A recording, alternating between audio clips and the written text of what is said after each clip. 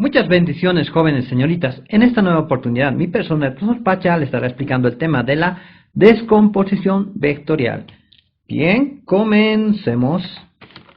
Como introducción, vamos a recordar que si teníamos un vector A y sumábamos un vector B, obteníamos otro vector C, que tenía una dirección y sentido diferente a las que habíamos tomado en cuenta al principio.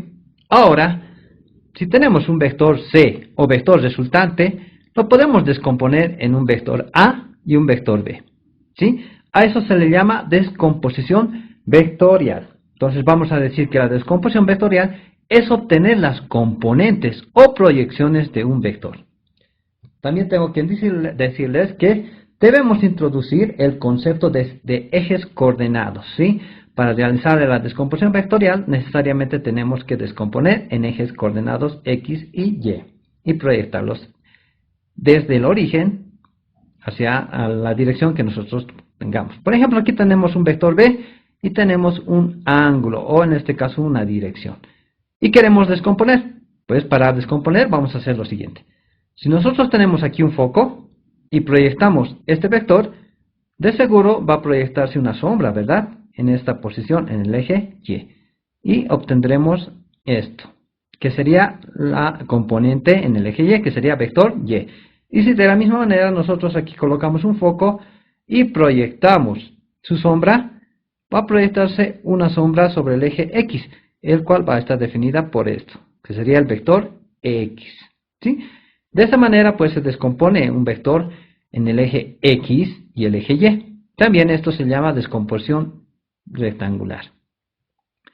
Ahora nosotros lo que vamos a hacer es lo siguiente. Este vector Y, que está aquí, podemos desplazarlo en forma paralela hasta esta posición, ¿sí? Lo mismo podríamos hacer con el vector X, pero solamente vamos a hacer lo que está en el vector Y. Es decir, este vector Y que ya se ha descompuesto en el eje Y, podemos moverlo a esta posición, donde terminaba el vector X, pues lo vamos a colocar. ¿Y qué vamos a obtener? Observen, vamos a obtener este vector X que está a la derecha y a su continuación el vector Y. Y vamos a unir desde el origen hasta donde ha llegado el último vector. A este proceso se le llama descomposición vectorial y hemos formado aquí un tipo de figura, ¿sí? Vamos a estudiar un poquito más sobre esto, ¿sí?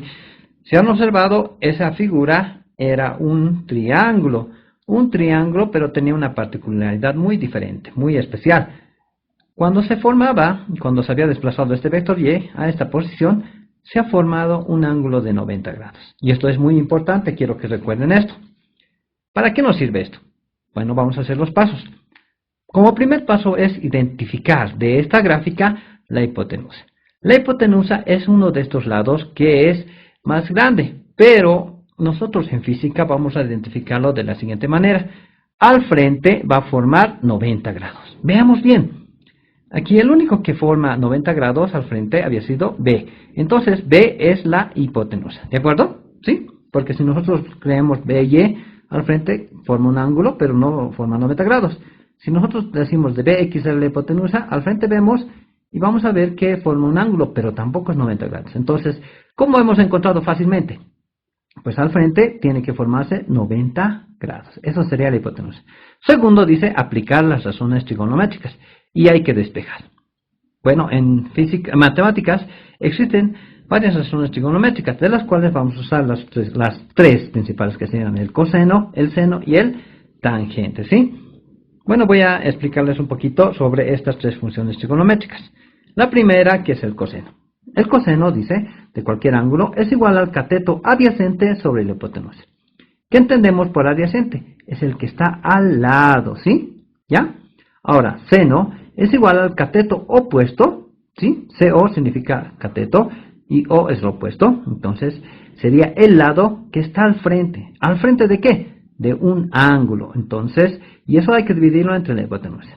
Y finalmente tenemos la función trigonométrica tangente. La función tangente dice que es igual al cateto opuesto sobre el cateto adyacente. ¿Qué sería el cateto opuesto? Sería uno de estos lados que está al frente, opuesto, dice, ¿no? Al frente de un ángulo. Y el cateto adyacente sería el que está al lado de ese ángulo. Aquí podemos ver de la siguiente manera.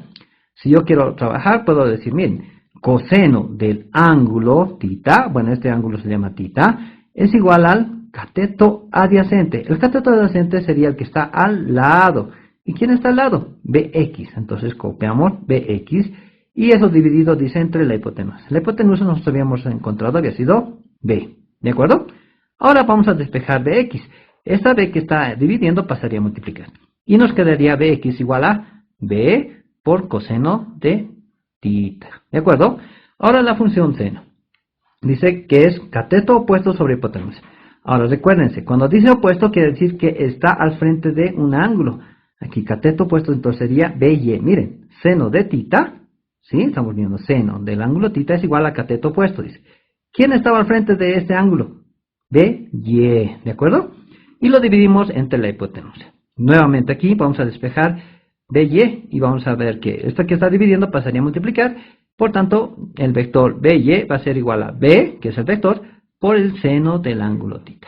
De esta manera fácil, pues encontramos las componentes de este vector, ¿sí? Que sería BX y BY, ¿sí?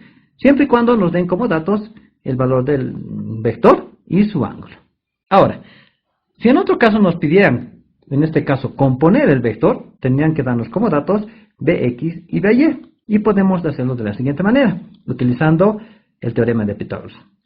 La hipotenusa al cuadrado, bueno, en un triángulo rectángulo siempre funciona esto, es igual al vector X al cuadrado más el vector Y. Y si despejamos este cuadrado, pues pasaría como raíz y teníamos la fórmula vector, en este caso vector resultante, será igual a la raíz cuadrada del vector X al cuadrado más el vector Y al cuadrado, ¿sí? Y si nos pidieran calcular cuánto es el ángulo θ, pues hay una función trigonométrica, de acuerdo, de aquí no se acuerdan, tangente era cateto opuesto sobre cateto adyacente. Entonces, cateto opuesto al ángulo había sido BY, ¿sí? Aquí está, y cateto adyacente había sido BX. De lo cual vamos a despejar este angulito, es decir, este tangente pasaría como tangente a la menos 1, y nuestra fórmula sería BY sobre BX, ¿sí? De esta manera podemos componer unos vectores y con esto también podemos descomponer el vector, ¿sí? Espero que se haya podido entender correctamente estas funciones trigonométricas. Bien, la próxima clase nosotros vamos a aprender a aplicar estas funciones trigonométricas y la descomposición. Aquí tenemos, por ejemplo, el vector A, tenemos el vector B, el vector C y el vector D. ¿Cómo vamos a descomponer? Siempre vamos a ver, observen que aquí el vector A tiene un ángulo alfa, el vector B tiene un ángulo beta, bueno, este es el ángulo alfa, este es el ángulo beta, este es el ángulo gamma, ¿sí? Y hay otros vectores más, otros ángulos más, ¿no? Entonces, en este caso, vamos a hacer lo siguiente. Primero vamos a poner una condición, que todas las fuerzas o vectores que están al lado derecho, o sea, que se dirijan al lado derecho, van a ser positivas. Y todos los vectores que se descompongan y que están dirigidos hacia arriba también van a ser positivas. Entonces, de esa manera vamos a tener una condición para resolver este tipo de ejercicios, ya que la próxima vamos a aprender a calcular el vector resultante de varios vectores. Bien, muchas gracias, jóvenes señoritas, espero que hayan podido entender el tema y repasen. Por favor, cualquier duda. Y hasta aquí el video de hoy, jóvenes señoritas, y nos estaremos viendo la próxima clase.